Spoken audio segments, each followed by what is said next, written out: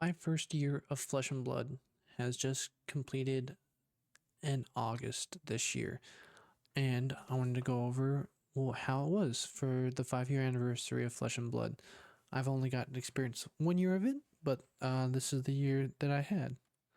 The major events that I participated in was a Battle Hardened Team Blitz in Portland. That was the first time I played with anybody that weren't the two people that live in town that are my friends.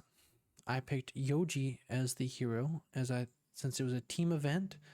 That how that worked was what team one was whoever got the first 2 wins, and you played all 3 games at the same time. So in my head, I thought Yoji, bigger health, good blocking value. I don't know much about the game. All right, I'll just play that. I'll let my two teammates play who were playing Prism and Azalea at the time. This event was when what was his name? Chain and Kano were both legal in Blitz, so we faced those every single time. I enjoyed it. It was very fun. It was a good introduction of competitive Flesh and Blood, and I wanted more of those. Unfortunately, I do have a child, and I work a job that I didn't have weekends off at the time. Now that I do, I can go more of these events this year. But I want to mention in between these two events, I did start playing Fi. I literally started collecting Fi right here, right at this event. That's when I got the chest piece for him. I forget what it is, but it's the block 2. You can gain a resource for every red in your pitch after you pay a resource. I really like Fi. He is my favorite ninja. Oh, and I got this cool poster. I know it's a little tangent, but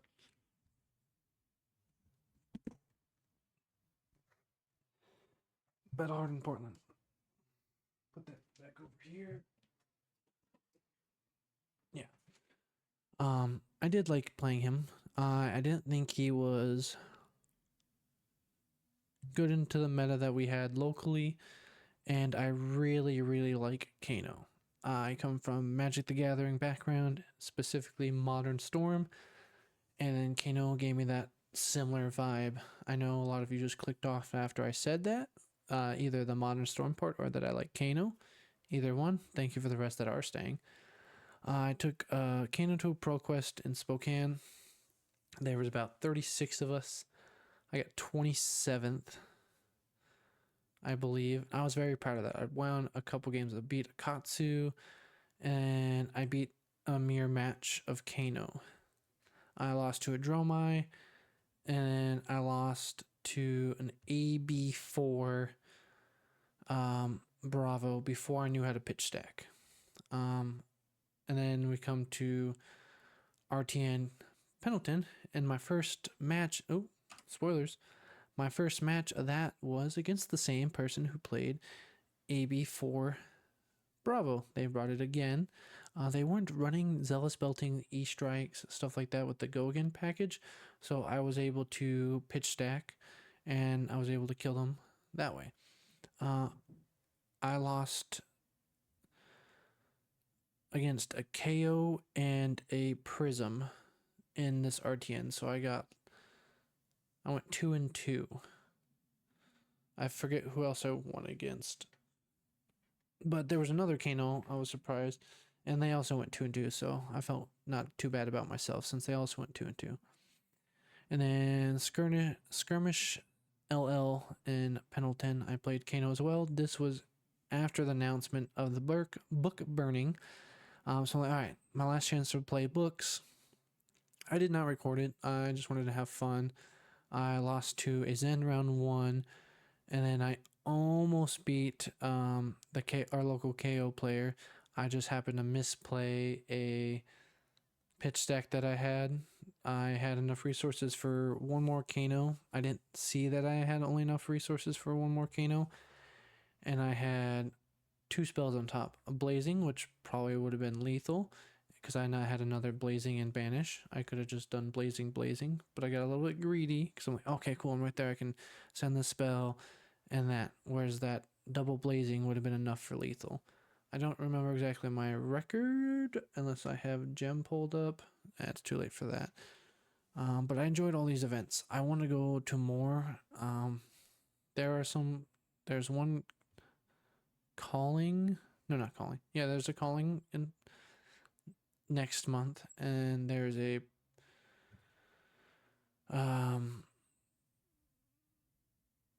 ProQuest. No, or Nats. Or I don't remember the event. There's something else coming up this month that I'll play, and I'll have a video for it.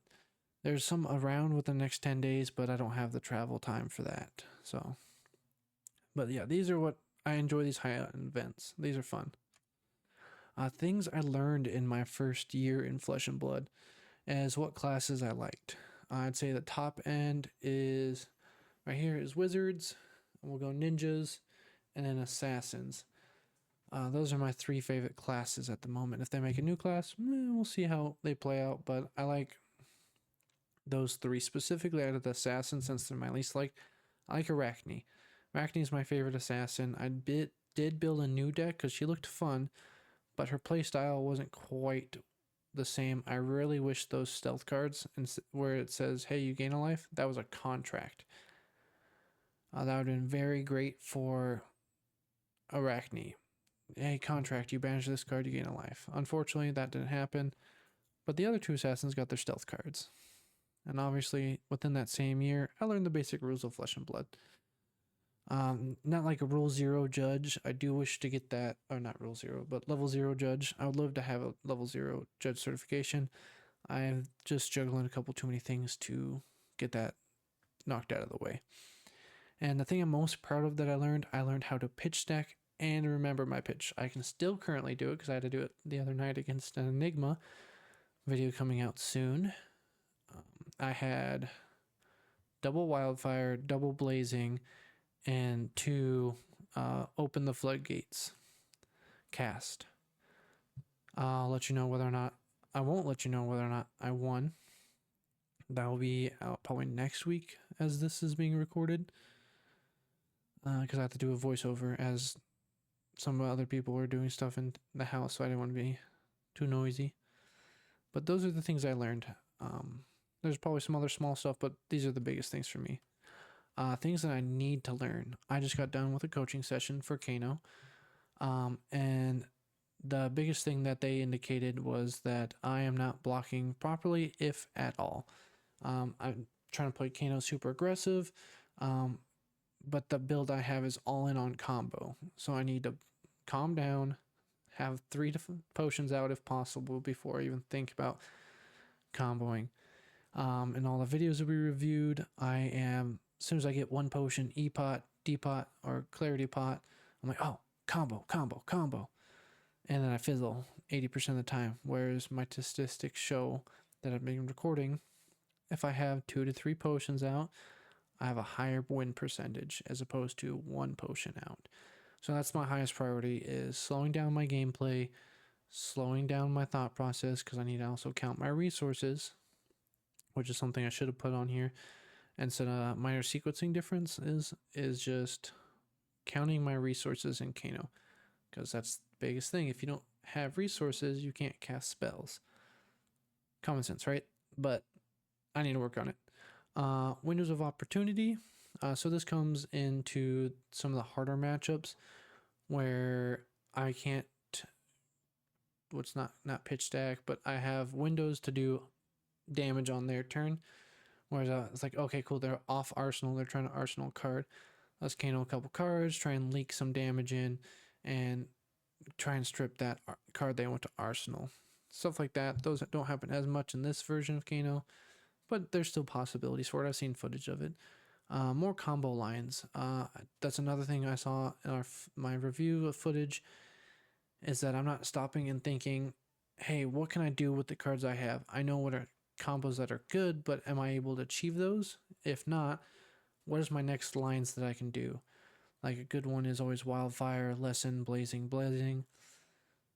Sure, if you don't have that first blazing, okay, what else can we do? Oh, we have resources. We can go lesson into that blazing, because we might always have a second blazing arsenal or whatever. Or, hey, we're short on resources. Let's get a resource card, either open the floodgates or overflow the Aether Vial. Cool, we're pretty good on damage. We just need that extra resources or whatever. And basic flow of more decks, I should have said of other decks.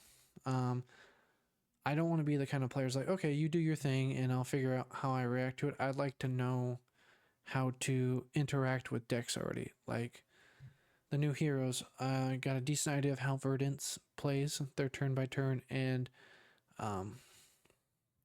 Florian. Celio, I don't have that many matches into at the moment, and what's her face?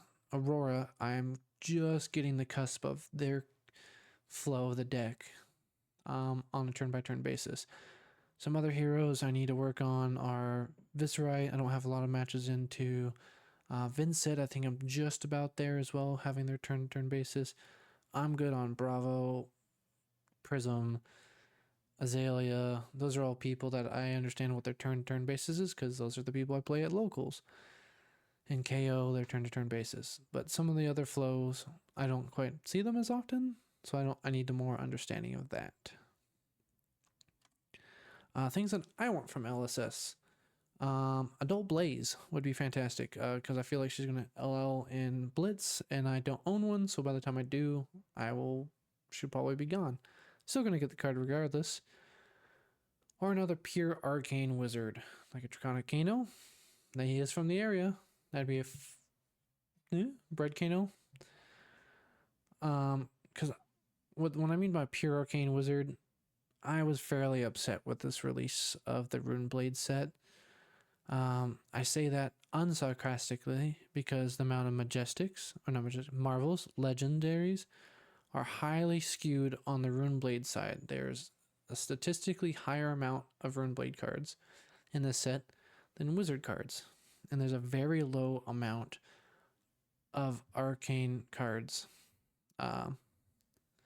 Like, I don't care for any of the wizard cards that weren't the common Floodgate, Aether Wildfire, no, not Aether Wildfire,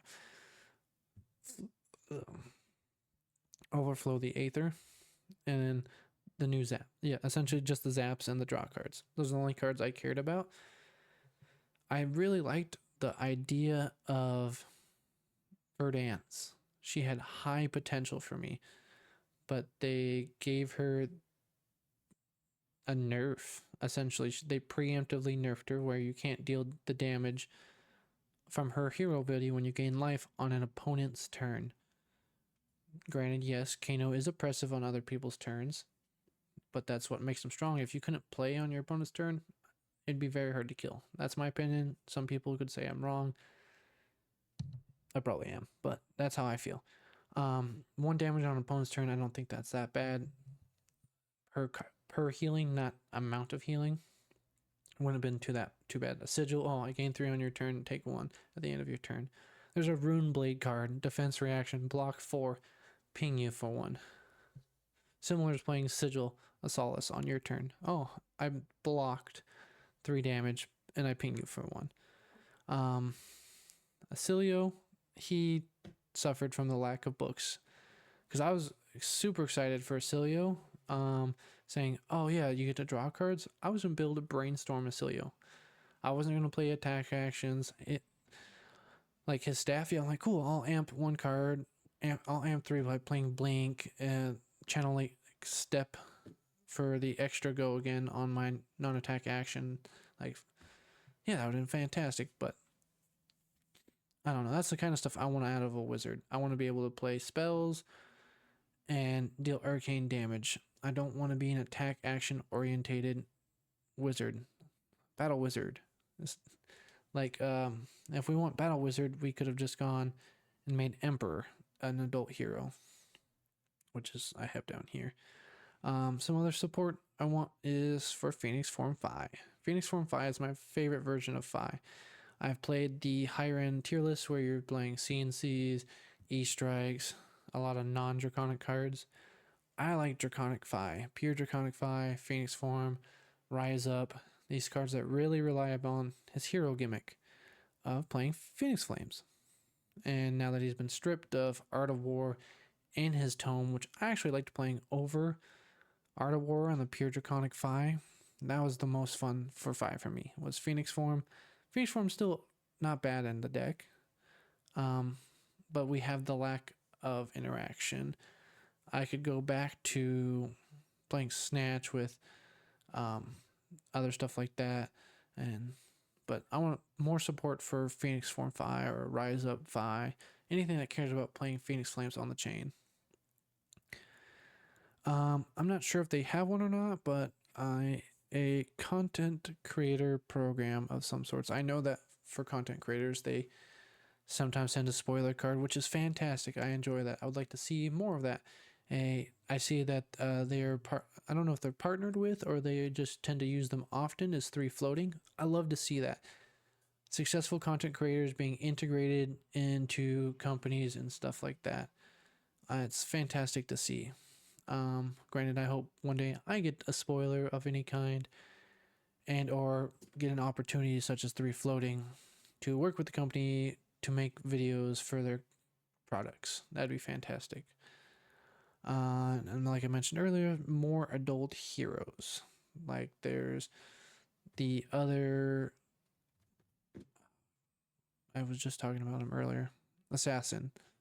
And then there's the 2 Guardians, Yoji. I would love an adult Yoji, even though I don't, hopefully they would change his ability to be useful in CC.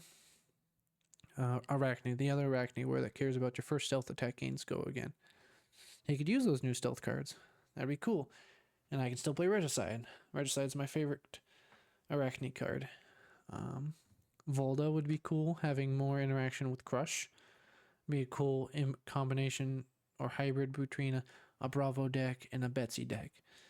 Because you could probably play some bets and you play your Crush cards and you get a nice Wombo combo there.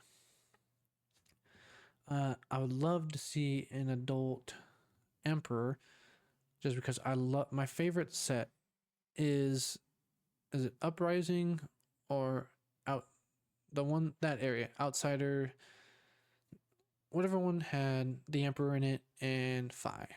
Those, I like that area. Volcor, I think the region is called. I want to own all the Draconic heroes, not necessarily in foil. I have a Fi, I have a Dromai, I have a Kano, and I have the Emperor. But I don't have them all in adult, obviously, because the Emperor is not an adult card. Granted, I know he's dead in the story, so unless they go back in time to print him adult one, I don't know. It'd be pretty cool. It'd be interesting what he would do in the meta of CC, because I hear he's pretty strong in Blitz. But there's a lot of people that would love to see adult versions of the younger heroes. I think that'd be pretty cool. That's it. Like, subscribe, comment. Statistics here. I don't know. Statistics right here of how many people of my subscribers are viewing. I know everybody says this, but it's pretty insane how true it is. Like, subscribe, comment, please. Give me to 500 subscribers.